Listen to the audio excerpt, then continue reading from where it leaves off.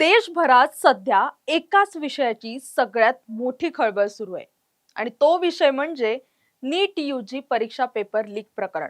देशातील लाखो विद्यार्थ्यांचं भविष्य ज्या परीक्षेवर अवलंबून असतं त्या परीक्षेचा पेपर थेट फुटतोच कसा।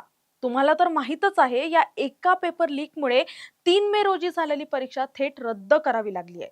लाखो विद्यार्थ्यांचे वर्षभराचे कष्ट, त्यांचं डॉक्टर होण्याचं स्वप्न एका रात्रीत धुळीस मिळालंय। पण तुम्हाला माहित आहे का, हा लीक झालेला नीटचा पेपर नेमका कसा पसरला? आणि सर्वात महत्त्वाचं म्हणजे या एका लीक झालेल्या नीट पेपरची किंमत किती होती? ही किंमत ऐकून तुम्ही नक्कीच थक्क व्हाल। पण ती किंमत नेमकी काय होती? नमस्कार, मी इंदिरा आणि तुम्ही पाहताय टॉप न्यूज मराठी। या संपूर्ण घोटाळ्याच्या तपासात आता अत्यंत महत्त्वाची आणि धक्कादायक माहिती समोर आली आहे। या प्रकरणाचा मुख्य दुवा जोडला गेलाय थेट महाराष्ट्रातील नाशिकशी। तपासात समोर आलेली सर्वात मोठी अपडेट अशी की संशयित आरोपी शुभम खैरनार याच्या हातात परीक्षा होण्याच्या कित्येक दिवस आधी म्हणजे 27 एप्रिल रोजीच नीटची प्रश्नपत्रिका आली होती। पेपर हातात आल्यानंतर शुभम गप्प बसला नाही। तो तब्बल 2 दिवस नाशिक बाहेर होता आणि याच 2 दिवसात त्याने देशातील विविध राज्यांतील मोठ्या टोळ्यांशी संपर्क साधला। आता बघा हा पेपर देशात कसा फिरला। पेपर मिळाल्यानंतर शुभम सर्वप्रथम उत्तर प्रदेशातील काही संशयित व्यक्तींच्या संपर्कात आला। तिथून हे कनेक्शन पोहोचलं थेट हरियाणात। आणि धक्कादायक बाब म्हणजे हरियाणातून हा पेपर राजस्थानातील सिक्कर येथे पाठवण्यात आला, जे कोचिंग हब म्हणून ओळखलं जातं। तिथून पुढे हा पेपर देशाच्या इतर राज्यात वितरित झाला। जर आपण महाराष्ट्राचा विचार केला तर नाशिक, अहिल्यानगर, पुणे या मुख्य मार्गाने हा पेपर प्रवास करत होता। स्थानिक पातळीवरून तो पुढे मोठ्या प्रमाणात पसरवला गेल्याचा संशय। पण हा पेपर एवढ्या वेगाने देशभरात गेला तरी कसा? तर या गुन्ह्यासाठी वापरलं गेलं टेलिग्राम ॲप।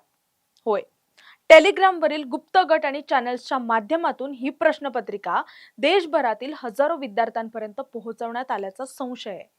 सध्या सीबीआय आणि सायबर तज्ञ या टेलिग्राम चॅनल्सचा माग काढत आहेत। या प्रकारामुळे आज देशातील प्रामाणिक अभ्यास करणाऱ्या विद्यार्थ्यांमध्ये तीव्र संतापाची लाट आहे। नॅशनल टेस्टिंग एजन्सी म्हणजेच NTA ने आता 21 जून 2026 ही नवी तारीख जाहीर केली असली तरी विद्यार्थ्यांचा यंत्रणेवरचा विश्वासच उडालाय। आता येऊयात सर्वात महत्त्वाचा मुद्दा, ज्याची तुम्ही वाट पाहत आहात। परीक्षा तर रद्द झाली, विद्यार्थ्यांचं नुकसानही झालं, पण या काळ्या बाजारात हा एक पेपर नेमका विकला तरी कितीला गेला? तपास यंत्रणांच्या सूत्रांनी दिलेल्या माहितीनुसार 27 मे ते 30 मे दरम्यान या एका प्रश्नपत्रिकेची झालेली विक्री आणि या व्यवहाराचा आकडा ऐकून तुमचे डोळे पांढरे होतील। हा एक पेपर तब्बल 15 ते 20 लाख रुपयांना विकला गेल्याचा संशय आहे। विचार करा, 15 ते 20 लाख रुपये। लाखो विद्यार्थ्यांच्या करिअरचा सौदा काही लाखांच्या तुकड्यांवर केला गेला। सध्या सीबीआय या सर्व बँक व्यवहारांची, मोबाईल लोकेशन्सची आणि आरोपींच्या नेटवर्कची सखोल चौकशी करतंय।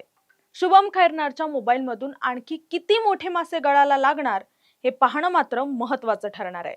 तुर्तास या व्हिडिओ तिथेच थांबूयात। तोपर्यंत पाहत राहा टॉप न्यूज मराठी, आपला महाराष्ट्र, आपली बातमी।